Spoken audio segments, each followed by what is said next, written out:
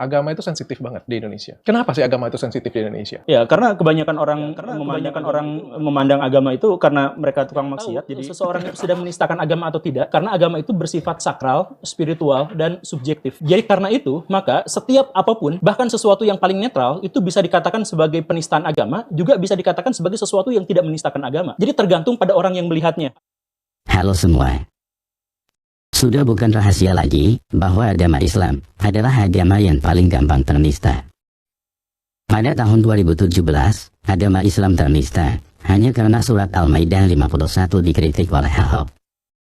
Pada tahun 2018, agama Islam ternista hanya karena volume suara atau azan dikritik oleh Meliana.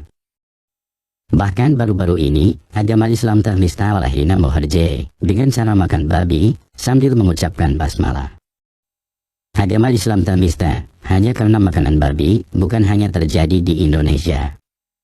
Pada tahun 2015 di Malaysia, agama Islam ternista oleh pasangan Alvin Tan dan Vivian Lee hanya dengan sebuah gambar yang bertuliskan selamat berbuka puasa dengan baku teh. Semua peristiwa ini membuat kita harus mengambil kesimpulan bahwa agama Islam mudah sekali ternista. Begitu rentanya agama Islam, sehingga jangankan dikritik, makan babi aja sudah membuat agama Islam menjadi nista. Hal ini membuat kita bertanya-tanya, kenapa agama Islam begitu rapuh dan rentan, sehingga mudah sekali untuk dinista? Jadi pada video ini, kita akan membahas berbagai kemungkinan, kenapa agama Islam begitu mudah ternista. Oke, kita mulai aja ya.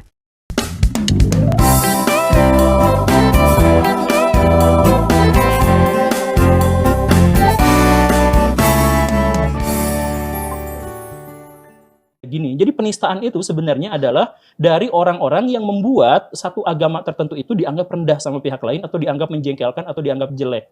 Jadi, iya kan? Iya. Logis kan? Logisnya cuma... Nah, supaya kita tidak salah paham, pertama kita pahami dulu apa arti kata nista. Menurut KBBI, nista artinya adalah hina, rendah, tidak enak didengar, celah, noda. Jika kita mengakui bahwa agama Islam ternista, berarti kita mengakui bahwa agama Islam menjadi hina, rendah, tidak enak didengar, celah, noda. Apakah agama Islam memang hina, rendah, tidak enak didengar, celah, noda? Tentunya teman-teman yang muslim akan berkata, tidak. Tetapi tanpa kita sadari, pada saat kita mengakui bahwa agama Islam ternista oleh seseorang atau sesuatu, berarti kita mengakui bahwa agama Islam menjadi hina, rendah, tidak enak didengar, celah, noda. Nah, kalau kita sudah mengerti hal ini, seharusnya kita bisa paham bahwa ternista itu adalah perasaan subjektif yang belum tentu sesuai dengan fakta atau kenyataan. Tapi aku pengen nanya ya, yang menentukan ini penistaan agama atau enggak, itu siapa sih? Pribadi. Yang saya bilang tadi itu pribadi. Jadi kalau ada orang yang menganggap bahwa saya menistakan agama atau tidak dan sebagainya, itu sebetulnya adalah subjektif.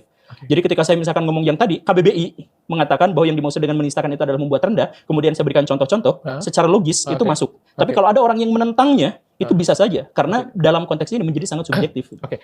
Ketika saya ngomong seperti ini, itu pendapat saya subjektif. Ketika orang mengatakan membantah saya, itu juga adalah pendapat yang subjektif. Bagaimana cara agar itu menjadi objektif, menjadi sangat benar? Karena agama menjadi sangat spiritual dan sakral, maka kita tidak ada tolok ukur untuk menyebut mana yang benar dan mana yang salah dalam konteks. Jadi kita bisa berdebat panjang dan lebar, tanpa menghasilkan kesepakatan bahwa sesuatu adalah penghinaan atau bukan. Karena hal itu memang adalah sesuatu yang tidak bisa diukur dengan alat ukur, dan disetujui semua belah pihak. Begitu pula dengan agama. Seseorang merasa bahwa agamanya dinista, dihina, direndahkan, atau dicela, bukan karena hal itu adalah kenyataan. Bukan karena agamanya memang nista atau dinista, tetapi karena orang itu sendiri merasa bahwa agamanya dinista.